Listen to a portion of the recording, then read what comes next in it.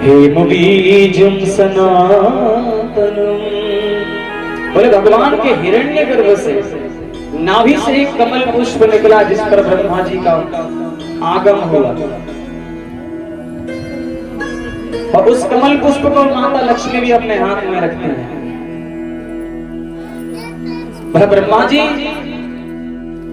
जब पुष्प से प्रकट हुए तो अपने जानने की इच्छा से, अपने लिए जानने की इच्छा से, मैं कहां से आया हूं, क्यों आया हूं, किस लिए आया हूं, मुझे क्या करना है, इन सबको जानने की इच्छा से वह चिंतित बैठे। भगवान विष्णु उनके सामने प्रकट हुए, बताइए आप क्यों चिंता है प्रभु, मुझे, मैं क्यों आया हूं, ये सब जगह जल ही जल दिख रहा है, मुझे क्यों भेजा गया इस संसार में। भगवान ने बताया अब हमें आगे सृष्टि सृजन करना है, इसलिए सृष्टि के आरंभ के सबसे पहले आप ही का स्थान है, और आप ही सृष्टि को क्रम को बढ़ाएंगे। भगवान ने फिर अपने वैकुंठ के दर्शन कराने के लिए उनको ले गए और बोले तप करो, तप बल सृष्टि सृजहि विधाता, तप बल विष्णु सकल जग त्राता। तप का आदेश दिया, तप करो, जितना तप हो सके। ये वन में जो जाते हैं ना, पहले गुरुकुलों में जाते थे तो वो ये मत समझो सीधा पढ़ते ही थे, उनको तपाया जाता है। और तपना क्या है? तपना यह है कि अपनी आत्मा के अनुरूप चलना, इस मन की फालतू की बात में नहीं सुनना, इंद्रियों के अधीन नहीं होना, जो आत्म तत्व आपको लेकर ले जाए वही बात मानना। तपाने का मतलब ये नहीं आग जला के बैठो बीच में, वही तपना। आप अपने मन पर अंकुश रखें, मन को काबू में रखे हुए तपना है। जितनी बार मनन हो उतनी बार श्रवण हो, जितनी बार श्रवण हो उतनी बार मनन हो, और जितनी बार मनन हो केवल कृष्ण नाम ही हृदय में हो। ब्रह्मा जी की उत्पत्ति होने के बाद में ब्रह्मा जी ने बहुत सी सृष्टि की। भगवान नारायण ने उनको 4 श्लोकों की भागवत सुनाई। ये भागवत 4 ही श्लोकों में थी। इस भागवत के सर्वप्रथम 4 श्लोक का पहला श्लोक है अहमेवासमेवाग्रे नान्यद् यद् सत्परम्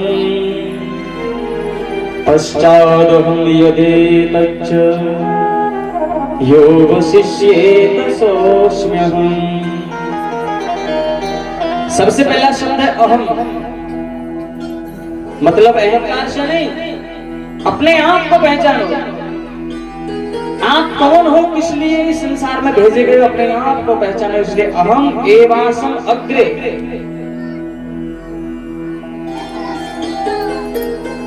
यत् एतच्च, जब अपने आप को आप संभालेंगे तो निराकार साकार स्वरूप भगवान का आपको दिखने लगेगा। बोला है ना उसमें बाबा तुलसीदास जी ने, निराकार ओंकार मूलम तुरीयम। निराकार भी फिर ओंकार भी बोला, निराकारम ओंकारम। कोई व्यक्ति भी जिनके पास में गया और पकड़ नहीं पाया, आकार नहीं समझ पाया उनका, वह है निराकार। दिन में सूर्य निकलता है साकार रूप में, सब देखते हो। रात्रि में जब इसकी गर्मी होती है तो निराकार में भी अनुभव होता है कि सूर्य निकला। यह है निराकार स्वरूप। जब साकार है तभी तो निराकार है।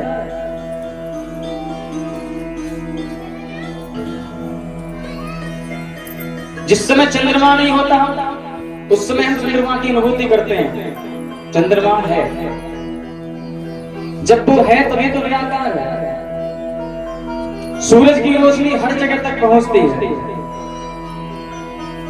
इसकी गर्मी हर जगह रहेगी, कितनी भी छाया कर लेना लेकिन इसका प्रकाश वहां भी रहेगा, उसको बोलेंगे निराकार।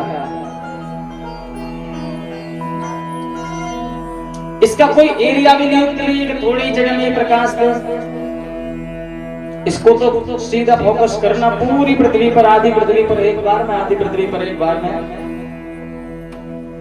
शाम के समय तक पृथ्वी एक बार यूं घूम जाती है, तो जिधर को सूर्य नारायण होते हैं उधर को प्रकाश हो जाता है, उधर दिन निकलता है, और जिधर से ये घूमकर छाया दे देते हैं अपनी, तो वहीं अंधेरा हो जाता है।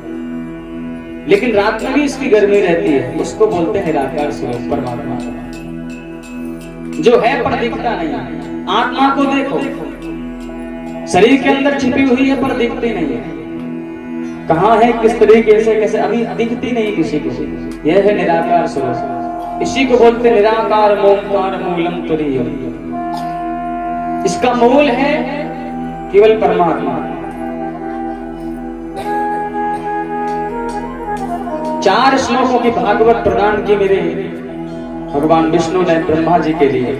बोले इन कर्मों को आप करते रहो और इन्हीं को आप पठन पाठन करो, लोगों को समझाओ कि यह कथा इस जगह पर आती है।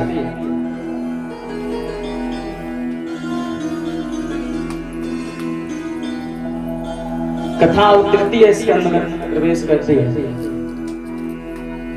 यही कथा धृतराष्ट्र ने अपने पुत्रों का पालन करते हुए पांडु पुत्रों को लाक्षागृह में जला दिया था। इसकी आकांक्षा तो यही थी कि जला दें, लेकिन जिसके साथ में भगवान है उसका कोई कुछ नहीं बिगाड़ सकता। भेजा इसी उससे था, इतना छल किया पांडु पुत्रों के साथ में, इसकी इच्छा से तो वो मरे ही थे। विभीषण को रावण ने लात मारकर भेज दिया, जाओ, भगा दिया।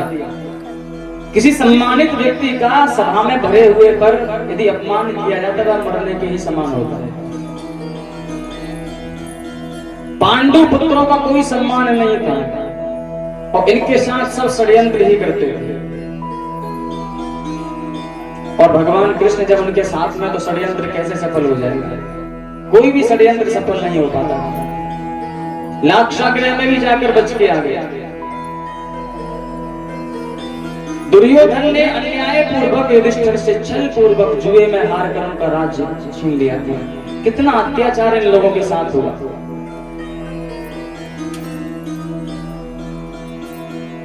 इसी बात को सुनकर विदुर जी कुछ कह नहीं पाते थे, कहते थे कोई सुनता नहीं था। विदुर जी महाराज निकलते हुए चले आए, यहाँ से निकलना ही अच्छा है, कोई पाप देखा नहीं जाएगा आंखों से, और हम कहेंगे उसका आज्ञा का पालन भी नहीं होगा, लड़ना भी ठीक नहीं। इसलिए वहां से विदुर जी महाराज तो निकले। यदा तु राजा स्वसुतां च साधून्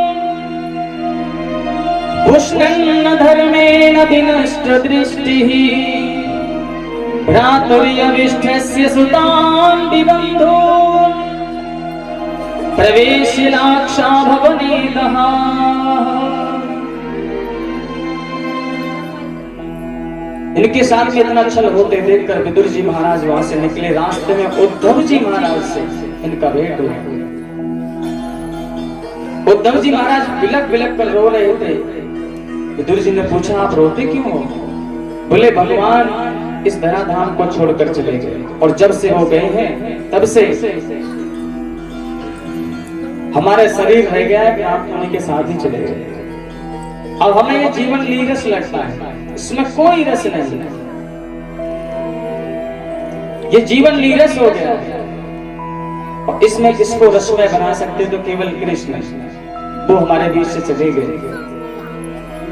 उद्धव जी और विदुर जी की बहुत देर तक मिला भेंट हुई। भगवान के बारे में विदुर जी ने सुना तो विदुर जी का भी मन नहीं लगा। उद्धव जी अपने रास्ते निकल गए। विदुर जी वहां से हरिद्वार के क्षेत्र में पहुंचे। वहां पर मैत्रेय ऋषि का आश्रम है। वहां पर चरण स्पर्श करके उनके भगवान के बारे में प्रश्न किया उनसे, प्रभु उस सांवली सूरत कभी दोबारा मिलने को मिलेगी, हमें देखने को मिलेगी?